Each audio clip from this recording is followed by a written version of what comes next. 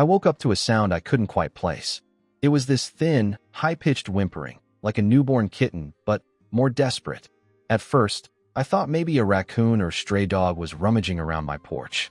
But when I opened the front door, every single nerve in my body lit up. There, in a weathered cardboard box barely held together by old duct tape, were 3 lynx cubs. Tiny, frail, trembling. Their eyes locked on me the second the door creaked open. One of them let out a pathetic cry, then another. The smallest didn't move at all. It was just past 5 in the morning. I was standing in my boxers and a t-shirt, cold air slipping in through the doorway, and all I could do was stare. There was no note, no vehicle in sight, no footprints in the dirt. Just those 3 little wild creatures, abandoned on my porch like some kind of horrible prank. I brought the box inside without thinking.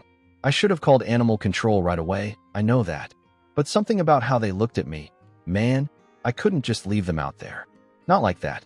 I placed them on an old wool blanket near the fireplace and turned on the gas heater. The smallest cub, barely breathing, was cold to the touch. I wrapped it in my flannel shirt and held it against my chest while dialing every number I could think of. Animal control was closed. Wildlife Rehab Center? Voicemail. I tried calling the sheriff's office, thinking maybe they'd know something. Nothing. I posted in a local wildlife Facebook group. 5 minutes. 10. 15. No answers. That's when I remembered Sarah. She was a vet tech I'd met a few months earlier when I brought in a stray cat that showed up at my workshop. She gave me her number back then, said I could call if I ever had another animal emergency. I didn't expect her to answer that early, but to my surprise, she picked up on the second ring. Her voice was groggy. "What's going on?" I said, "I have lynx cubs. 3 of them. One's barely alive. They were left on my porch. I swear to God, I'm not joking." There was a pause. Then, "I'll be there in 20. Keep the weak one warm. Don't feed them. Just wait." True to her word, Sarah showed up 20 minutes later in sweatpants and boots, her hair in a messy bun. She didn't waste time. She knelt by the cubs, checked their eyes, their gums, their bellies. The smallest one was dehydrated and fading. She opened her kit and prepped a syringe with subcutaneous fluids. I watched as she gently pinched the skin and inserted the needle. She was calm, focused. She saved that little lynx's life right there on my floor. While she worked, I asked the question we were both thinking. Who would do this? She didn't answer at first.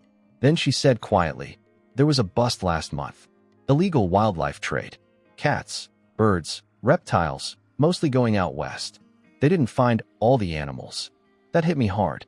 Sarah stayed for hours. We made a temporary enclosure in the laundry room.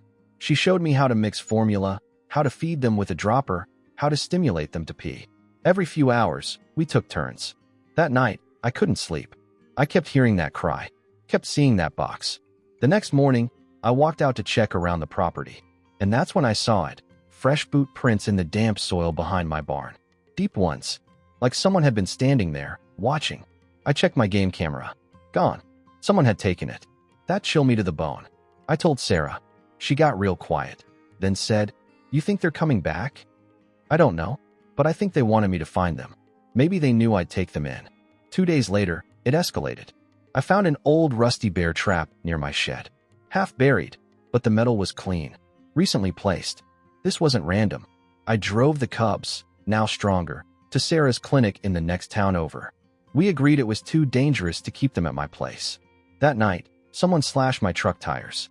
The sheriff said they'd look into it, but I didn't wait.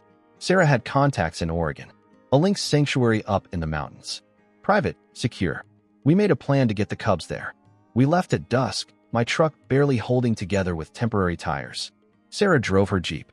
I kept watching the rear view the whole way. About halfway there, a pickup with no plates started tailing us. Wouldn't pass. Wouldn't back off. Sarah turned off on an old logging road. I followed. No lights. Just dirt and dark trees flying past. The truck didn't follow. We waited an hour before moving again. We made it to the sanctuary just after sunrise. 2 women met us at the gate, wildlife biologists. They took the cubs, ran tests, assured us they'd be safe. I watched as the smallest one, now stronger, reached up and pawed at Sarah's sleeve. She smiled, tears in her eyes. I didn't say much, just nodded.